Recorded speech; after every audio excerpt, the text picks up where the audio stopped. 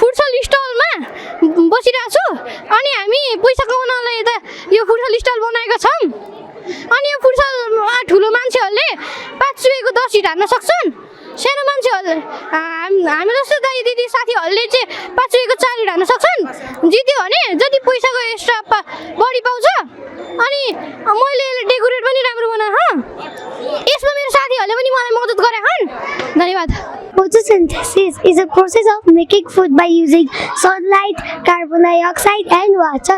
Always plants make food on their leaf. The backside of the leaf there are small holes, we call to that stomata. The upper layer of the leaf we call to that chlorophyll.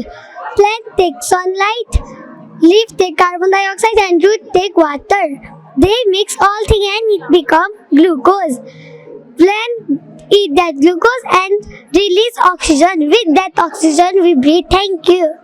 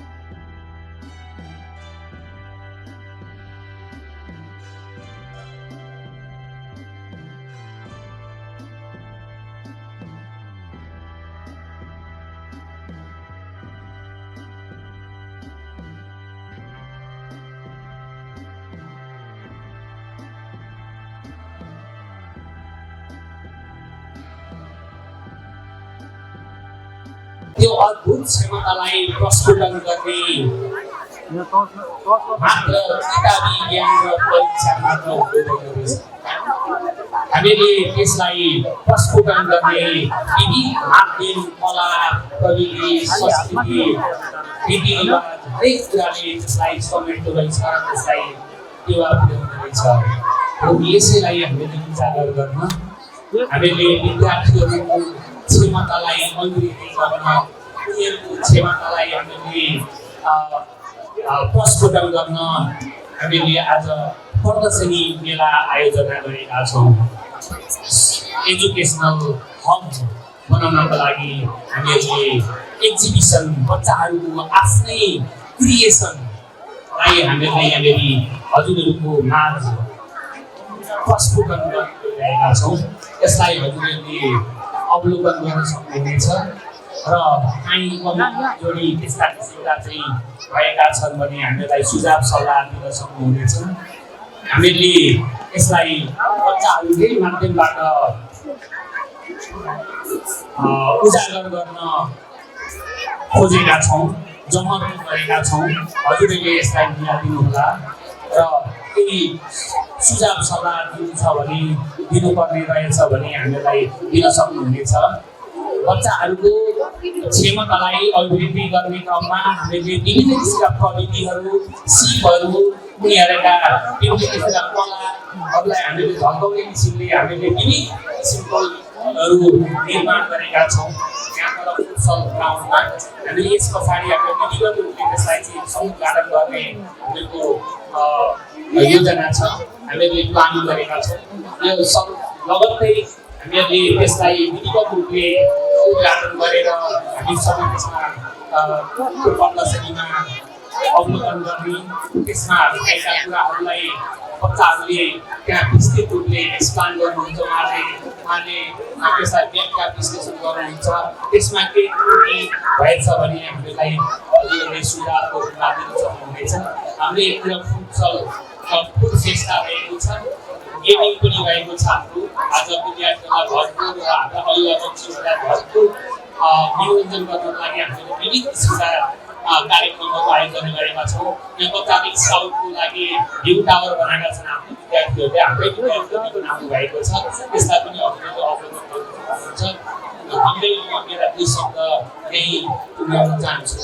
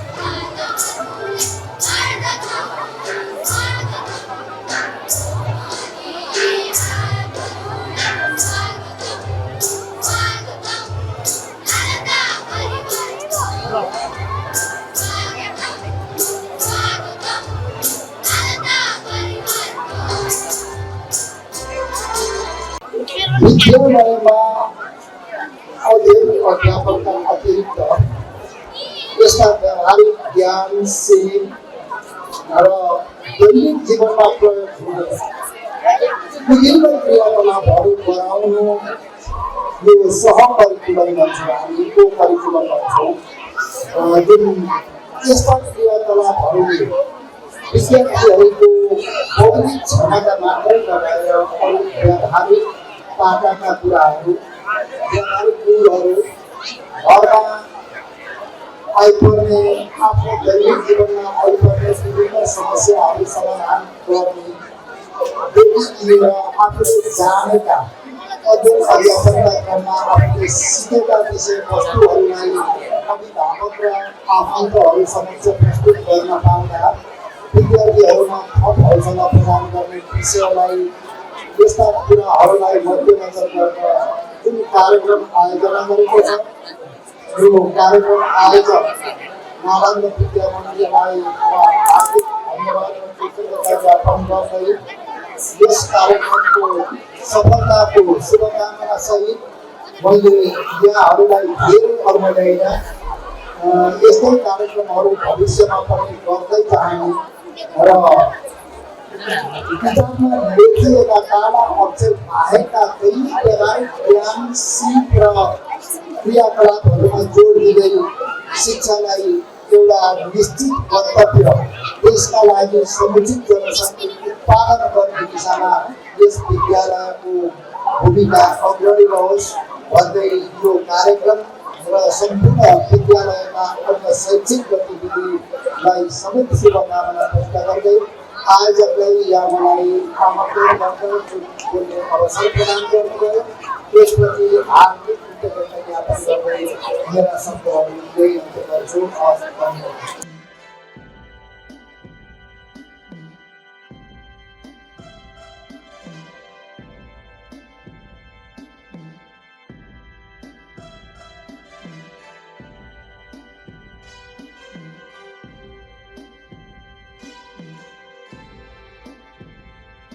विद्यालयमा खालि किताबका ज्ञानहरू मात्र सिकाइन्छन्, किताबका पानाहरू मात्र पढाइन्छन्, व्यवहारिक ज्ञानहरू सिकाइँदैनन्। व्यवहारिकहरू भएन बाबुनानी भन्ने धेरै गुनासोहरू सुनेका छौँ, सुनिरहेका छौँ, सुनिन्छन् पनि।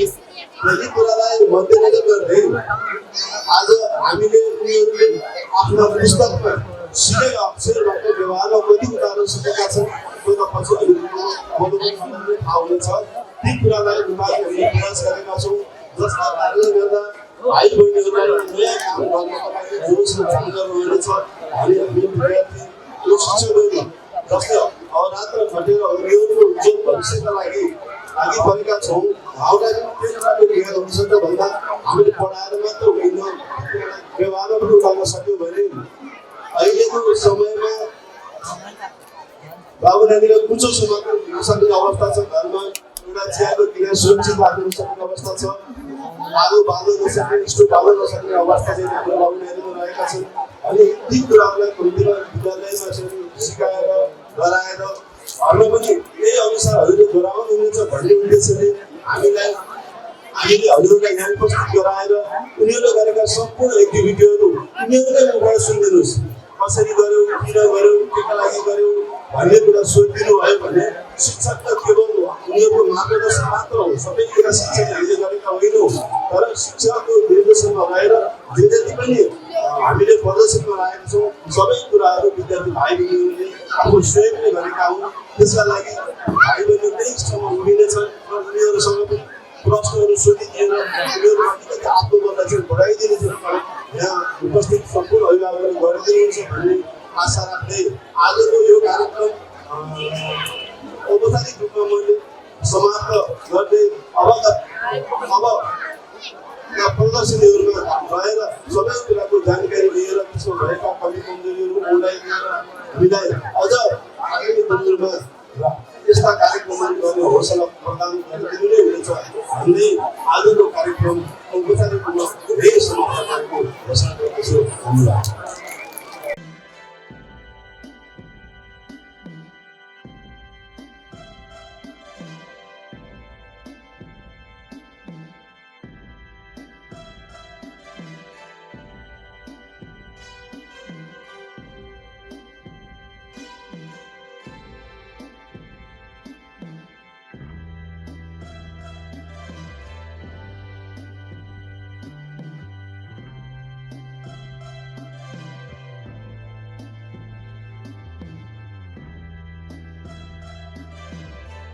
यहाँ पोएमहरू हजुरले देख्न सक्नुहुन्छ यो हाम्रो भाइ बहिनीहरूले लगनशीलताको साथ बनाएका हुन् उनीहरूको अब यो गार्डनमा चाहिँ अब यहाँ विभिन्न त्यो पोएमहरू देखेको छ जहाँ हामीले यहाँ देख्न सक्छौँ यहाँ एउटा माई फ्यामिली भनेर छ माई फ्यामिलीको बारेमा यसमा छ र माई मदर यहाँ आफ्नो आमाको ममताको बारेमा यसमा लेखेको छ र यो सेभ अर्थमा यहाँ हामीले अर्थलाई कसरी बचाउने त यो बचायो भने के हुन्छ त त्यो भनेर यहाँ लेखेको छ भने अनि यहाँ पनि आमाको बारेमा लेखेको छ यसरी चाहिँ हाम्रो भाइ बहिनीहरूले यहाँ क्रिएसन गरेका छन्। I am Arthama Pandey from the school named Nalanda Vidya Mandir. I'm 11 years old. I study in grade 6 and today I'm going to describe about Jane Austen. There are many writers in the world. Among them, one of the famous writers, she is Jane Austen. She was born on 16 December 1775. Sadly, she was dead on 18 July 1817. She was famous for her 6 novels. Her writings were depend on themes like love, marriage and social class. The famous quote written by Jane Austen was, "There is no charm equal to the tenderness of heart." Thank you. यो हामीहरूको clap control car भन्दा हुन्छ यो चाहिँ हामीहरूको smart नालन्दाको mega project मध्ये एउटा project हो अनि यसमा हामीहरूले यो क्ल्याप कन्ट्रोलसँग अरू धेरै प्रोजेक्ट्सहरू पनि बनाएका छौँ जस्तै फर एक्जाम्पल हामीले एउटा एआई डेभलप हानेका छौँ एउटा 3D युनिटीमा गेम पनि डेभलप हानेका छौँ एउटा नालन्दाको एउटा मोडल पनि हामीहरूले बनाएका छौँ जस्तै हामीहरूले विभिन्न कारहरू बनाएका छौँ along with the uses smart dustbin बनाएका छौँ अनि स्मार्ट इरिगेसन सिस्टम पनि बनाएका छौँ अनि त्यो प्रोजेक्टहरू मध्ये यो एउटा क्ल्याप कन्ट्रोल कार हो यसले चाहिँ 600 थ्रेसोल्ड साउन्डमा यसले मुभ गर्छ 600 थ्रेसोल्ड भन्दा बढी भयो भने यसले कुनै अगाडि पछाडि त्यस्तो गर्ने गर्छ जस्तो म एउटा डेमो हजुरलाई देखाइदिन्छु अब मैले एउटा अगाडि जान्छ अब